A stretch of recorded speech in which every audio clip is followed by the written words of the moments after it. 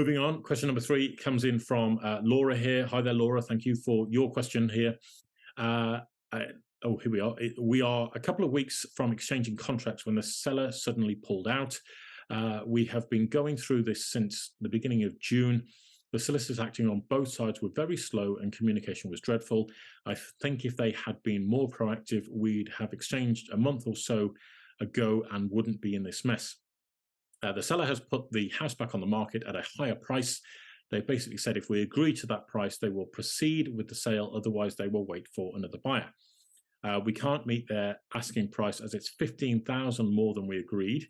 I honestly don't think they will get what they are expecting, as many properties in the same area have dropped their price.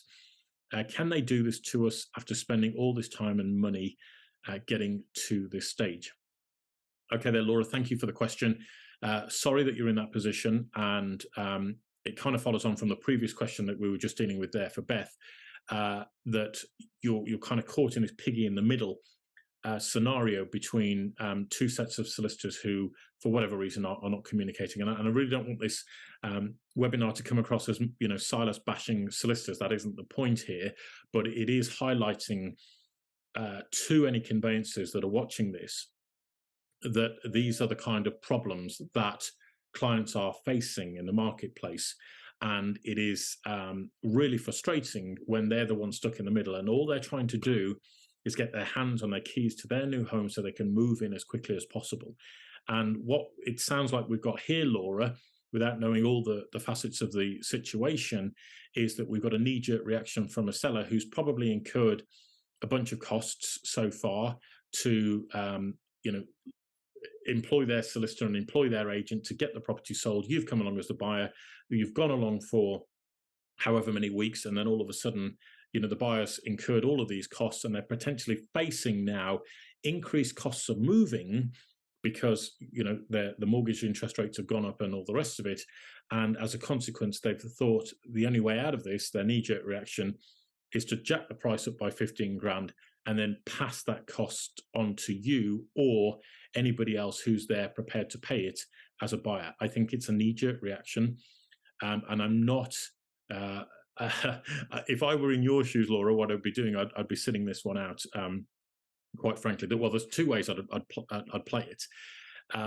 The first part out is I would not be held over a barrel, and being a bit of a stubborn personality, if I can say that, I would certainly not be willing to commit to putting another 15 grand on the table in this situation, particularly as we talked about at the introduction to this webinar, that the market appears to be cooling, there's less buyers looking, and the seller is probably shot himself in the foot and is going to be sitting with that property on the market for quite some time. Now, the situation from your point of view is that there's more stock coming to the marketplace, so it actually might be a better situation for you to sit this one out and then shop around, and you might be able to get yourself a better deal by finding another one of these properties that's come on the market. Or if you want to play hardball with them, what you might decide to do is to go back and offer 15 grand less than what you were previously offering. Not 15 grand less than what they're at now asking, but 15 grand less than what you were previously offering for the property. So if you were offering, say, 200,000 originally, I'd go back and offer 185. And they'll say, well, what the bloody hell are you doing offering this much less? And your response is simply to say, well, you've incurred costs and you're facing a rising cost of acquiring the property because your mortgage interest rate's going up and all the rest of it. And as a consequence, because you've been messed about by the solicitors going through here, then ultimately, you're not willing to pay any more than that. And that will put the seller firmly in your shoes because you're being asked to pay them 15 grand more for nothing.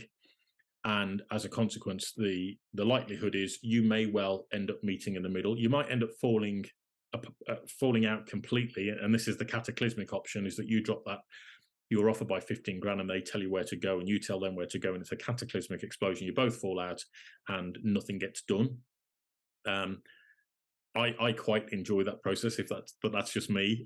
If that's what's going to happen because somebody's playing silly buggers by deciding to put the price up by 15 grand, or you come to the agreement of that you just agree the price that was previously agreed and you just get on with it and you choose a different set of solicitors for both sides, and you fast track the deal through to completion.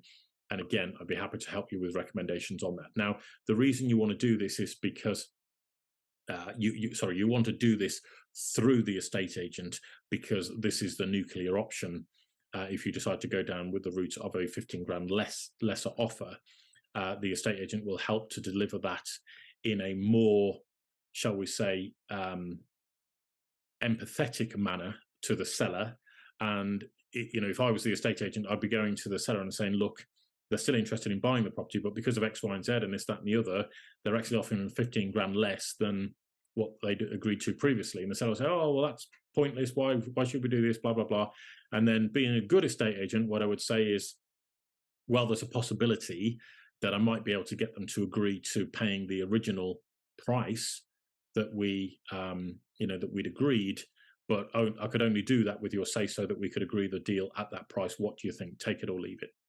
And then the seller's faced with the gun to their head of, well, I either accept the offer that I previously accepted, which was acceptable to me at the time because that's what I'd already accepted, okay, or I stick by my guns and I make a fool of myself by putting the price up by 15 grand and sitting it out in a falling market, where the likelihood is I might be on the market for 6 or 12 months. And this is the problem that people don't realize, because the market has been so crazy over the last couple of years, is that when you go back to when I first started in agency, which was the late 90s, it was not uncommon to have a property on the market for 6 or 12 months with no interest and nobody looking to buy it.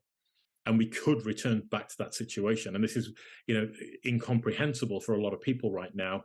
They can't understand why it would take 6 or 12 months to sell a house. But I've known properties been on the market for 2 years without a buyer. Okay. So that's the situation they face. And they may well then have to sell the property for less in order to sell the property, depending upon their situation. So a clever estate agent could use this to their advantage and get the property re-agreed, get it sold, get it through with a different pair of solicitors, so that, or potentially reinstate the existing solicitors if there's a commitment that they will get the deal done ASAP and as quickly as possible. So hope that helps, Laura. Anything else that you need, let me know. If you do need some more solicitors, be happy to intervene and get this done with a promise, with a price promise and almost a price guarantee that we'll get it done inside of 6 weeks. So I wish you the best of luck with that. And as I say, anything that we can do to help, let me know. But hopefully the information I provided for you will get you out of this logjam situation and get you moved as soon as possible. All right. Thanks for the question. So guys and girls, thank you for all of your amazing questions. Really appreciate you sending them through. As always, if you've got any questions, concerns, comments, feedback, please feed them through to us. The email address is happytohelp@wiggywam.co.uk. That's happytohelp@wiggywam.co.uk.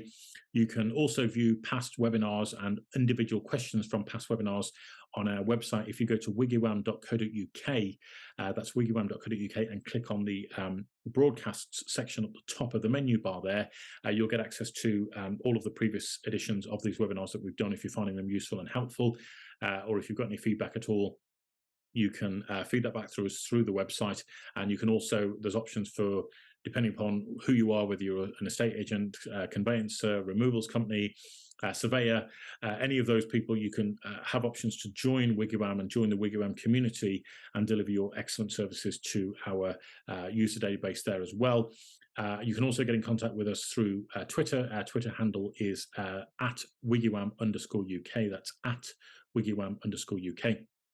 And as always, we welcome any kind of questions, comments, feedback from our WiggyWam community, you amazing guys and girls out there who are supporting the revolution in the property market. And as always, if you would be so kind as to share this with your friends and family, if you want to invite them to a future webinar in the future, we'd love to see you here live, or by all means, you can share this information with them if they're thinking about moving house. As you know, let them know that we're here as a resource that they can tap into and plug into with any of the questions or concerns that they may have. All right.